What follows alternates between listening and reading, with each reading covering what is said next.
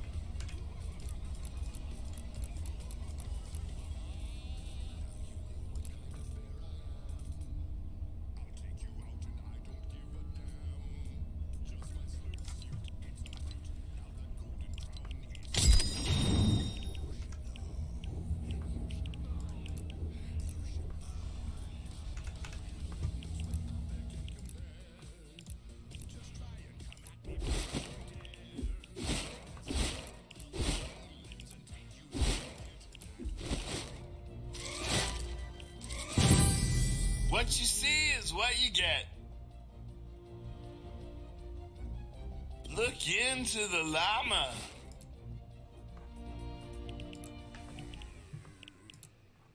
Alright. And to start off this stream,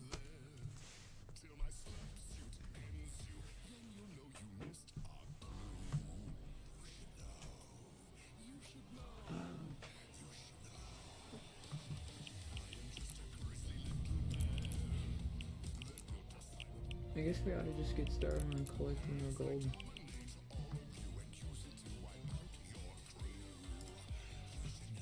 Cyberpunk Edgerunners was so clear and yet so ambiguous at the same time. So many people have found it hard to believe David died, while so many people have found it hard to believe that David is actually alive. In this short video, I'll break down everything we know about David's death at the end of Cyberpunk Edgerunners and what we could expect from Season 2. We know we didn't actually see David die. Neither did anyone else other than Adam Sandler and Arasaka. We got a splash transition which I believe to be intentionally misleading. I've been hearing the idea that David is confirmed dead since the David Martinez drink can be ordered from the Afterlife bar in 2077, but that isn't necessarily true. Who could have confirmed David's death? Falco and Lucy fled the scene before they actually saw David kick the bucket. Arasaka could have spared David and the people of Night City would have been none the wiser. At best, being able to order the David Martinez implies David is gone according to the public, but doesn't necessarily prove it. People also say Falco's conversations in the game confirm David's death, but if you notice, the language is extremely ambiguous. This is completely intentional, as CD Projekt Red is most likely keeping this open-ended in case of major success, which is safe to say was achieved. Falco refers to his crew as we in the present tense, which strikes me as odd. If Lucy went to stay on the moon permanently, then this would be even more odd to say, since really it's just Falco according to what we were led to believe. Falco tells V that he has more in common with David than he thinks, which could be foreshadowing that David will follow a fate similar to V. Another argument used to prove David is dead is being able to find his jacket in 2077. It's a really cool moment, but keep in mind David left his jacket behind in the truck before putting on the cyberskeleton. This is just a tribute Easter egg and doesn't hold much weight canon-wise. People are also using Trigger's tendency of not making second seasons as validation of David's death, but keep in mind Trigger's never had a banger like this. With CD Projekt Red and Netflix also wanting to capitalize on the success of Edgerunners, I could definitely see Trigger overlooking this tradition.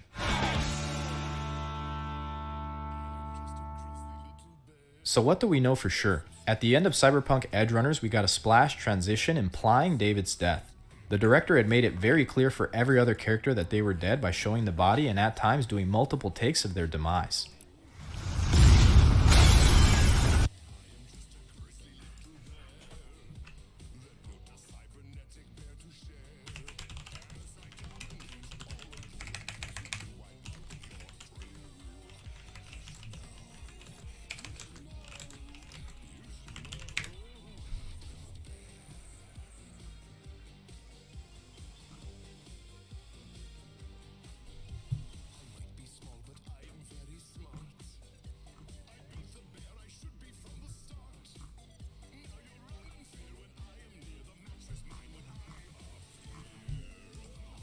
It's Salvaje, and here's a quick tips video on how to get gold in Fortnite Save the World, doing the ones that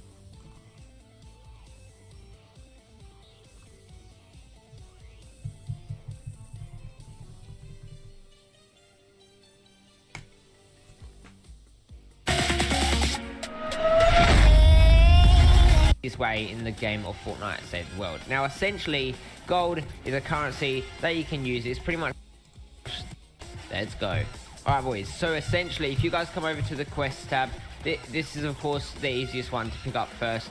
If you guys look along the line, you guys can see that we have 150 gold. Now I know you guys are probably like 150 gold, that's nothing, but not only that, is that the more of these you do, you get given random mini llamas. Now these mini llamas give you 100 gold in each. So if I go ahead, alright, look at this.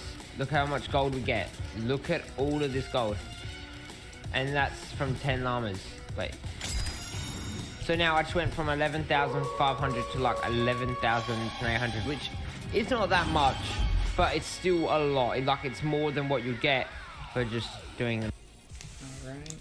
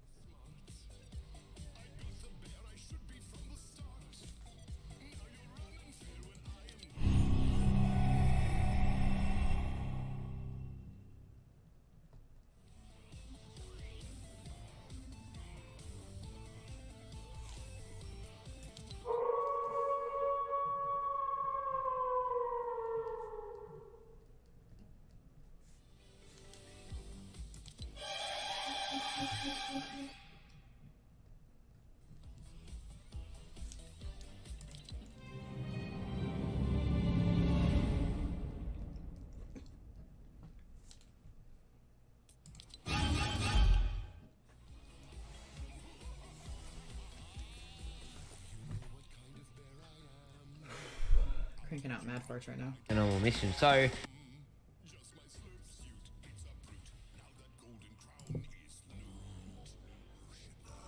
I love gold. The look of it, the taste of it, the smell of it, the texture. Hey up troops, welcome back to the Latana Army. I'm Lit and this is Fortnite Save the World. Now what I want to look at today is event gold and how the best way is to farm it, because I've just been on Reddit because somebody asked me about how to farm gold, and you know, the Discord in general just said to the person, you know, go and check on Reddit, there's loads of guides, there's loads of ways on there. But the most common theme I'm seeing, and this isn't everybody, there's some great guides on Reddit, in fact some amazing guides on Reddit, but some of the guys are still saying to farm SSDs. Now SSDs is kind of a dead way to do it, and I'll tell you for why, because there's a lot of things in the event store that we want for gold at the minute. You know, we've got the Copper Wraith that's out, the Bladestorm Enforcer, we've got Ragnarok, you've got Machinist Thora, you've got Harvester Sarah. There's tons of cool stuff, and that's not as before we even get to the Pure Drops of Rain, you know, and all the other cool stuff that's in there. But if we go to the map and I have a quick look over here, now if you go to the SSDs and you go in this way to Stonewood, and what the common way is, you go to Stonewood, you go to this Play with Others thing here, you hit select, and you go to custom, put it to power level 1 to 3, and then you launch. Now there's some issues with this, and the main issues being, the first one is you probably, you know, you're unlikely to get into a Storm Shield defense. You know, you might not land in one. I tend to find, personally for me, about 1 in 4 I tend to find a Storm Shield. Now if you're the type of person who can drop into a mission and just leave, then, you know, power to you, that's great, you can just drop in, but it's going to take you a good 5-10 minutes to actually find a Storm Shield defense to actually do. Now once you've done that Storm Shield, it's going to take you another, I would say, about 8 minutes to actually get that Storm Shield done. So if we call it in total about 20 minutes it's going to take you, and in that you'll probably get anywhere between 80, which I got in the last one that I did because I've just tested it out this morning, or up to, I don't know, you can get, I've seen people get 150 gold before by doing this way. But there's a better way to do it. If you actually just go to the area that you're actually in, so for me it's Twine, so if you go to Twine Peaks and look for an encampment, now you might not always find one, and that's fine if you don't. So look, there's no encampments there at all that I can do. So I go back, drop down a level, so we go to Canny Valley, and then you go down to the highest area that you can find. So the highest area for me is down here, down at the bottom in Canny, and I just look at the actual encampments and just see what they've got. Now this one, look, now because it's got the purple around it, that means it's a storm. So what you actually look at is if it's in the storm like that and it's giving out gold as well, that's the one you want to be doing. So all you do, pick your heroes that you want. I mean, personally, I would go for the Reclaimers, probably best, or Flurry Jess, someone like that. Missions, you actually have 20 minutes in which to complete. You know, we've failed these before, we've failed them. Keep on going. I mean, we're just rushing through this now, which is great. Good hero, is a great hero in fact for farming. Super encampments, which are these. Now these will form loads and loads of mist monsters. So look at that, 3, you've got what, 4 blasters right there? And on top of that as well, you've got a taker over there as well. In fact, that might have been 5 blasters. So what you're actually going to be getting is, look, danger in the mist down there, 14 of 50 mist monsters. Now I normally find every 2 missions, sometimes more, it depends what area you're in, but every 2 missions you'll get that one filled up, and that gives you 100 reperk as well. So you're not going to get that reperk or be able to complete that quest when you're doing Storm Shields. Look, there's even more just come up there. I mean, sometimes you can do it in 1 if you're, you know, if you're lucky, but it really is the luck of the draw. It just depends. So we've got 20 already, but we've not done the bonus encampments yet, and it's the bonus encampments where all the mist monsters are. But this group is absolutely fantastic. So I've got a good group. That's the good thing about this. Who've we got? Lotto, I can't even, why can't I pronounce that? O and I don't sit with me. Lotto Voito. Lotto Voito. We've also got NeoFX and Huglu as well. Okay, so we've got another bonus in. Oh, it's not classed as every single mission. So that's it. That's it. And that's my Mist Monster Slain mission done. So I've actually got 100 reperk from this, plus whatever gold it gives me. And all I've got to really do is beat 80 gold. No, not propane, not propane. Damn it, get the reward, get the reward. Times, yes, got it. All right, good. So that's it. That's how quick you can actually do it. It's just so fast and so quick. All right, so the most important part now then is look at the rewards. So let's have a look how much gold we actually got from that, because that's what we're actually after. And this is also a great way to farm reperk. Do you know what? Every 10 encampments that you do, you can make a reperk. You can reperk the weapon. I don't think there's any faster way to get it at the moment. I know you can get a lot from doing the 4-player missions where you get the ×4 reperk. I do tend to go for them quite a lot, but this is just a super efficient and fast way. If you want to actually level up and get, like, you know, if you're actually looking for schematic XP or you're looking for hero XP, then go and do the 4-player missions. They're definitely the way forward. So missions that are in the storms, certainly ones that have got ×4 on them, if you can find any, they're the ones to go for. However, if you're looking for gold, or if you're looking for pure drops of rain, or if you're looking for anything else, then this is definitely the way forward. Okay, if you've got like 3 friends or anything like that, it's always great to take them in with you so that you're all on the same page. But look at that, we've got 6,250 hero XP, which is well worth it. Me, Pure drops of rain, always need tons of those. Be And we've got kind. 92 gold, which beats the 80 gold that we got. And we did this faster. This didn't take 20 minutes. What the heck?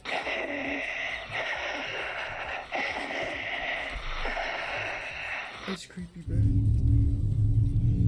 You know, that's really creepy, bro.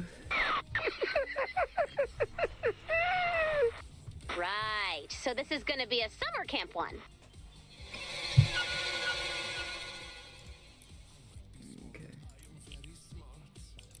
I think I'm gonna live stream it from my PS5. I'm gonna smoke, chill for a little second, drink, recuperate. Because I've been up for 2 days straight. I worked and then I hopped on the game and I've been up all night. So, trying to grind out these stupid challenges. So, I think what we're gonna do is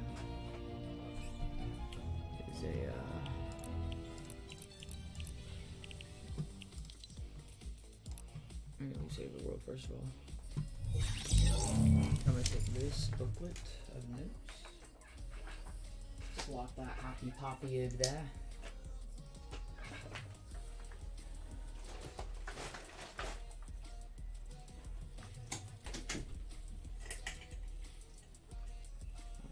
Hopefully this is charged.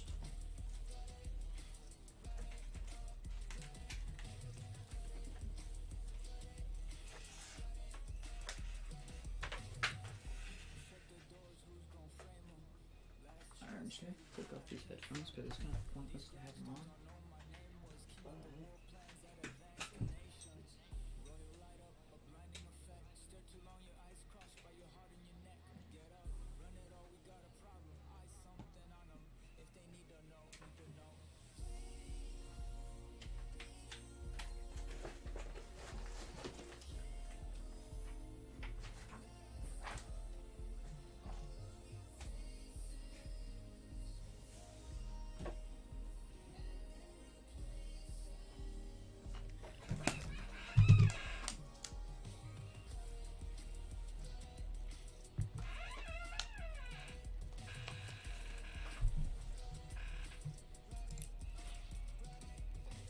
So, yeah, I think that's exactly what we're gonna do is I'm gonna quit Fortnite first of all.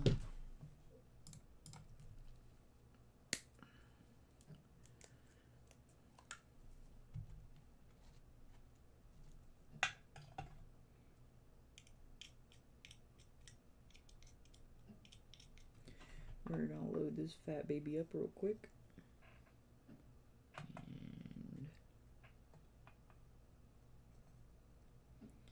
And I guess I'll be back in a little bit, guys, and probably on Save the World on the PS5. So yeah, I'll be live streaming from there on the same channel, do not worry. And if I'm watching this, anybody's watching this and curious, save My Twisted Family is where I'm dumping the live streams, and Unban is where I'm editing them and uploading them. Now I will be uploading and editing at least one of the unbanned videos to My Twisted Family, because that's where it originated from, you know.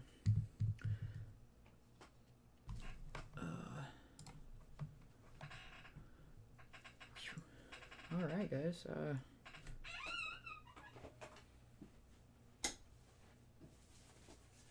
got that freaking challenge done finally. Had to grind it out. Oh my gosh, it took way longer than it should have. My ping was way worse than it should have been.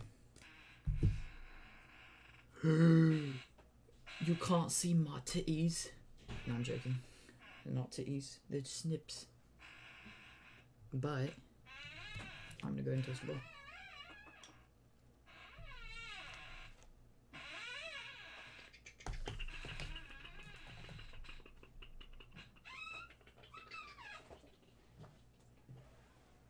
Alright. I got some jazz off the desk.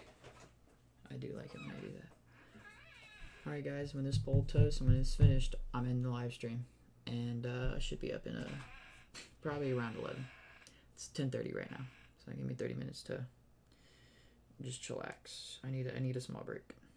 So a 30-minute work break. You know what I mean?